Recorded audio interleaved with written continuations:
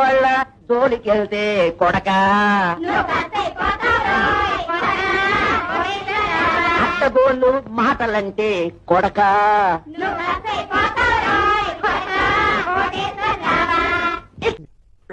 ఇక్కడ వారు నీచంగా చేస్తారో చేసుకోవచ్చు, లేకపోతే చేయకపోవచ్చు, మనకు అనవసరం ఉండదు. కానీ ఒక వాస్తవాన్ని వాస్తవంగా దాన్ని మనం చెప్పలేకపోతే మనం ఈ సమాజానికి ద్రోహం చేసినట్టు అవుతుందండి. ఇది నేను చెప్పిన ఈ వేశ్య కేంద్రాలకు సంబంధించి దాదాపు 150 స్వచ్ఛంద సేవా సంస్థలు అమరావతి చుట్టుపక్కల ప్రాంతాల్లో పనిచేస్తున్నాయి అంటే అక్కడ ఎంత తీవ్రంగా ఉందో ఆ సమస్యను అర్థం చేసుకోవాలి. అట్లాగే ఎయిడ్స్ వ్యాధిగ్రస్తులు కూడా, ముఖ్యంగా ఈ సెక్స్ వర్కర్లో ఉన్న ఎయిడ్స్ వర్కర్లు చాలా పెద్ద సంఖ్యలో అక్కడ ఉన్నారని చెప్పి ఒక స్వచ్ఛంద సేవా సంస్థ నడిపే ఒక వ్యక్తి నాకు స్వయంగా చెప్పారండి. కాబట్టి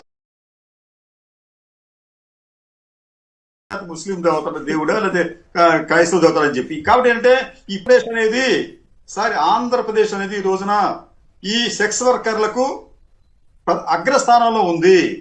కానీ ఆ ఎక్కువ మంది సెక్స్ వర్కర్లు ఎక్కడున్నారంటే అమరావతి చుట్టుపక్కల ప్రాంతాల్లో ఉన్నారు.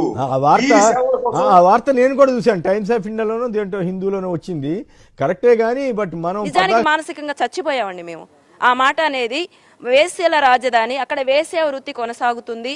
ఆ వేశ్యలే ఆ చుట్టుపక్కల ఎక్కువ ఉన్నారు, ఎయిడ్స్ పేషెంట్స్ ఉన్నారు.